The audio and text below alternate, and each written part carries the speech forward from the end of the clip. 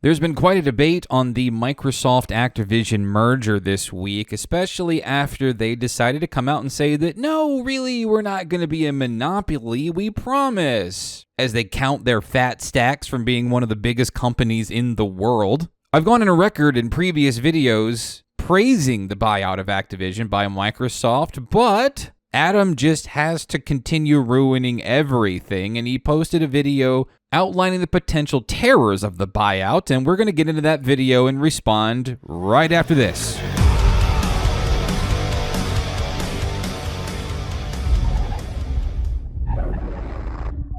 Ladies and gentlemen, you have sold your service at a loss to completely take over the market and found yourself in the LZ. And before we get started, if you enjoy video game commentary and opinion, particularly from a leftist perspective, which is going to be real fun in this video because I don't want to sound like a complete corporate kiss-ass. And if you like today's content, please do like and comment below. I want to hear from you about the merger and the potential buyout. What does it mean to you? Do you think it's a good thing? Comment below and subscribe for more regular content on this. But Adam Conover of Adam Ruins Everything fame posted a video on Twitter highlighting some of the potential and realistic dangers of the Microsoft buyout of Activision. And I want to say again, in previous videos, I have stated that I really appreciate this buyout for a lot of good reasons. I mean, there are dangers that are very realistic. I've highlighted those dangers in the video. But in Adam's video, he breaks down a lot of what he thinks is bad and potentially bad for this merger, and I respond in good faith, naturally, to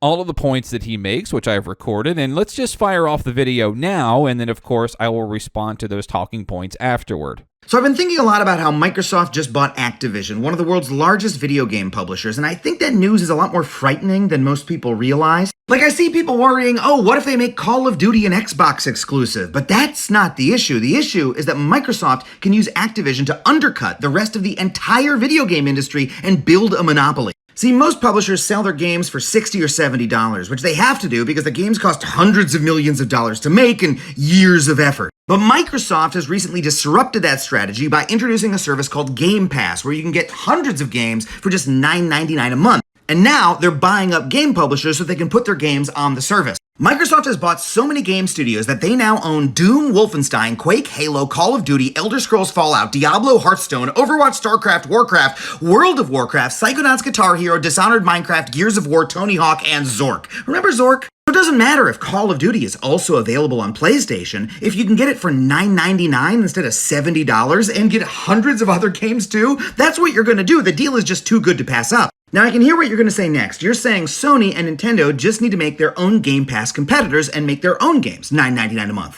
Here's the problem. I don't think they can do that. I think Microsoft is taking a massive loss on Game Pass, and they're able to do that because they are literally 10 times bigger than Sony and Nintendo combined. Nintendo makes video games and playing cards. Sony makes video games and headphones. Microsoft makes video games, the operating system that every computer in the world runs on, and the web services that every website in the world run on. They are one of the biggest companies in the world, and that means that they can use their massive cash reserves to subsidize their video game service forever. It's the Amazon strategy. They can take a loss on every single video game they sell through Game Pass forever until they have wiped out the competition and Sony and Nintendo cannot do shit about it. Actually, I should say I think Nintendo will be fine because Nintendo has Mario and Zelda and everyone loves Mario and Zelda, but I think Sony is fucked. Like, Sony can't afford to make the new God of War or Horizon Zero Dawn game just $10. They need those games to be $70 for them to make a profit that year. Whereas Microsoft is able to lose money indefinitely, so indefinitely that they can sell the damn console and Game Pass for just $25 a month.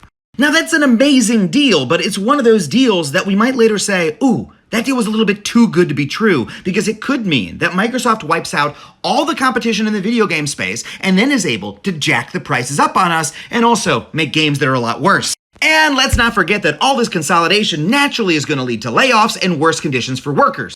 Microsoft isn't trying to be the Netflix of games, they're trying to be the Amazon of games. They want to use their massive cash advantage to undercut and dominate the entire game industry. That is bad for video game makers and video game players, and as someone who loves video games, I'm worried. So first I want to talk about the good talking points that I got out of that video and try to break them down from my perspective. Some of the things that I think he gets right in this video. First off, the biggest talking point being that no matter how you slice this merger, this is definitely going to be the journey to a monopoly in games. As good faith and as great an actor as I think Phil Spencer, the head of Xbox, is, Phil Spencer is not the leader of Microsoft. He's just the leader of the games division, the CEO of Microsoft, the CEO of Xbox, I mean. He answers to somebody, and he answers to somebody that makes more money and has way more power than he does. So that's something that keeping in mind, right? And he also brings up that there are just too many intellectual properties under one umbrella. He also mentions that it's going to make them 10 times bigger than Sony and Nintendo. Microsoft already is 10 times bigger than Sony and Nintendo combined, and that is a fairly good point. This is going to make them just an even bigger Godzilla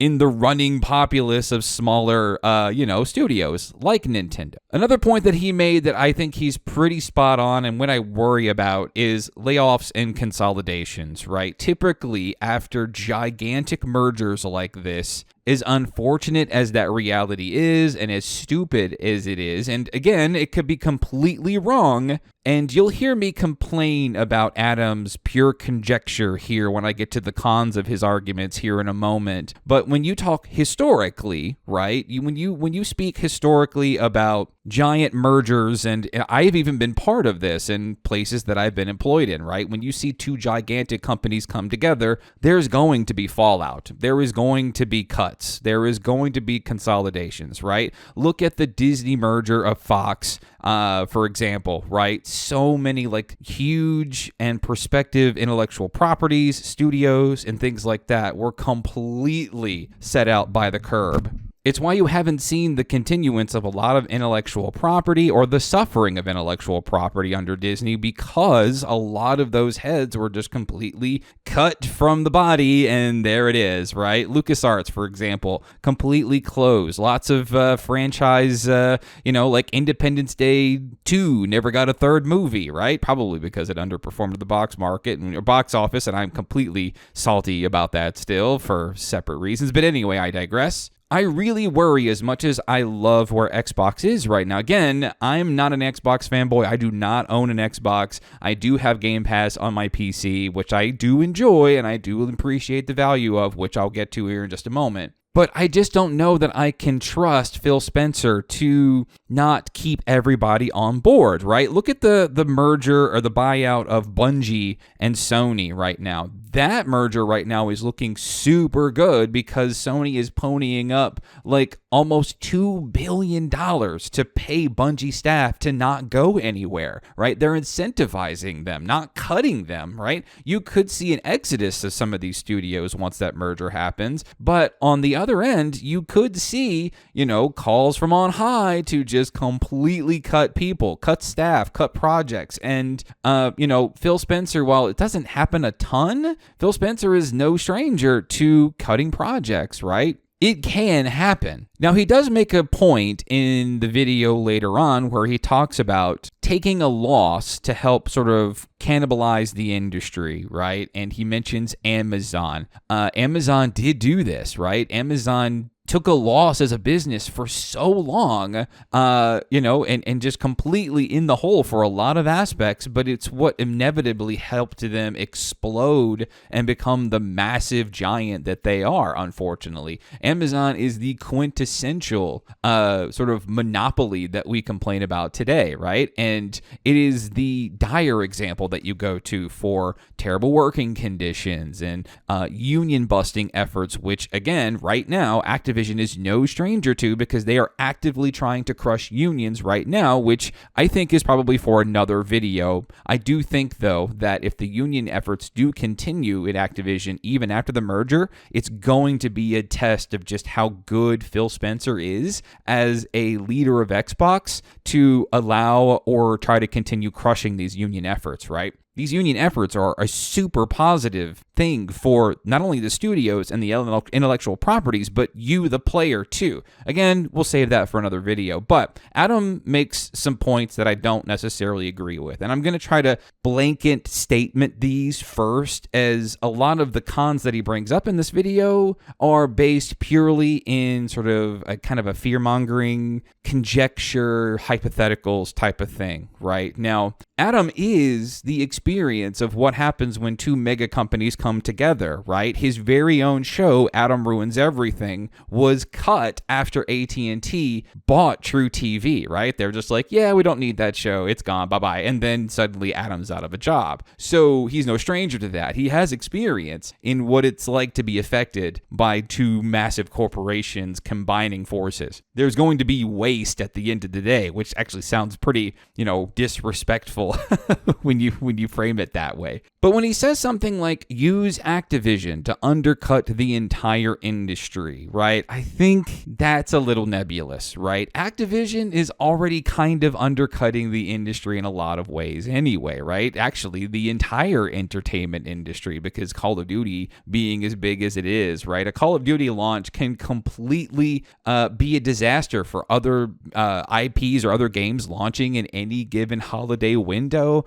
right? Activision kind of already wanted to do that anyway. It almost feels like Bobby Kotick just got tired of being a piece of crap and just decided to ride off into the sunset with his billions. But one of the things that he does do, which I kind of holistically disagree with, right? The greater point that he makes about video Game Pass, right? Or Xbox Game Pass, which again, I've mentioned is a great value proposition. It is a good deal. But he mentions how Sony and Nintendo can't compete with Game Pass, right? And that's not entirely true, because it makes the assumption that Sony and Nintendo will try to do a Game Pass type offering exactly like Microsoft does, right? Sony could just decide, hey, we're going to do like our own Game Pass, but we won't make our first party titles available until, after 30 days or 60 days, right? Which means that you should buy them first, but they are coming to our Sony Game Pass in this time frame, right? Players who really, really want to play those games could still buy in for the $70 price point.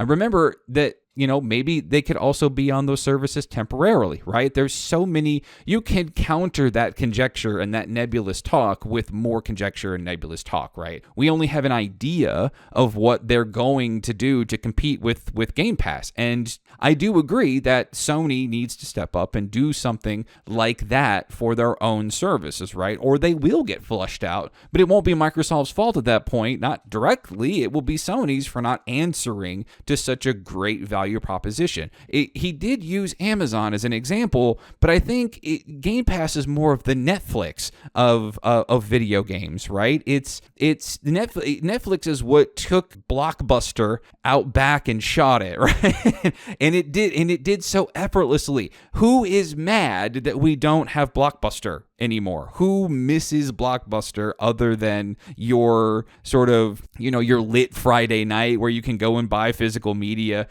I missed renting games from Blockbuster, when I was a teenager.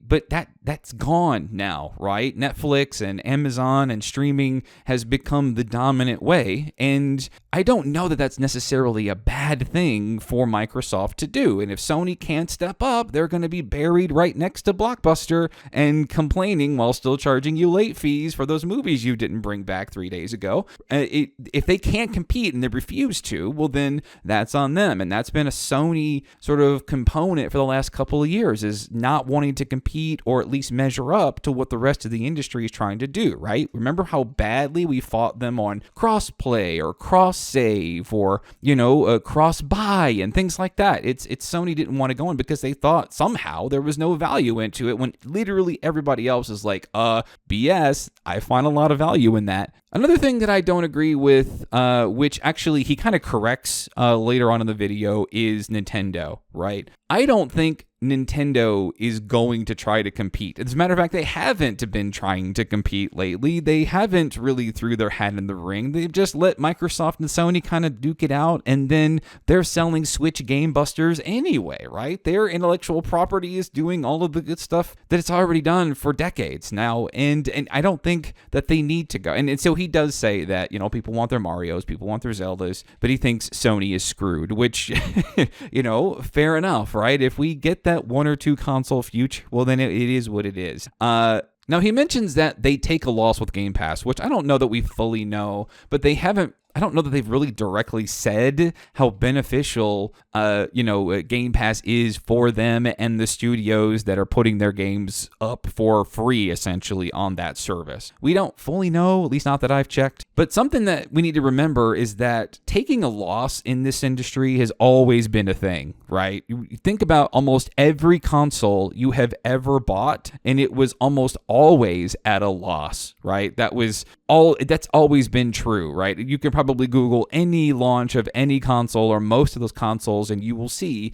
that particular console maker was taking a loss on the sale of that product. It's a story as old as time, right? Now, eventually, they do come around and they do start making a profit after several years when they re-release the new model with the smaller chip and better power efficiency and whatnot. It does happen, but not at start and not for a while. One thing I think probably my biggest talking point that I didn't like of his, and I think it was kind of a jab to the gut, is he cited worse conditions for workers, and I don't know that that's true, right? Look at how Xbox is running right now, right? You aren't hearing stories coming out of Microsoft, at least not that I'm seeing, of the kind of mistreatment and harassment and toxic work environment like what you're seeing at Activision, right? So I think that comes to the greater point. Let's say the conjecture and the hypotheticals that Adam presents here are true, right? Consider the alternative. Let's consider what would happen. First off, I think this is a bridge that we need to burn when we get there, right? That's something that we need to yell about when the opportunity presents itself. Because look at the current state of Activision right now. Sure, we can do all of this scaremongering about what the future of the video games industry looks like when, people are playing Call of Duty almost exclusively on an Xbox or PC platform because Game Pass exists while Sony's crying in the rain all by themselves. We can theorize about those things, but the alternative is still there, right? Activision is still a cesspit of terrible leadership that regularly mistreats not only their developers, their studios, and their intellectual properties, but also you, the player, right? The people who have been buying Call of Duty every single year religiously, and now you're getting half-baked products that launch in awful states, awfully broken. Warzone, I went to go back and try to play Warzone, and it's unplayable for me, right? It's buggy, it's glitchy, it's toxic, and they took 2 years to give you an anti-cheat and a crossplay game that was completely bugged by hacking for years. They didn't care so long as you were spending money. That was the state of Activision for so long, and they didn't care as long as you were buying that product. And the problem is that you still were, I was. And look at the alternative, right? I present this as a net positive for everyone, based on the positives, the pros that come with. The pros outweigh the cons, and we can fight about the cons with Microsoft and Phil Spencer after that. Listen, I trust somebody like Phil Spencer and the current Xbox games division infinitely more than I trust somebody like Don Matrick and the suits that tried to sell you the always internet required TV playing Xbox One. You remember those days, right? That was not that long ago. And Phil Spencer has come in and completely cleaned up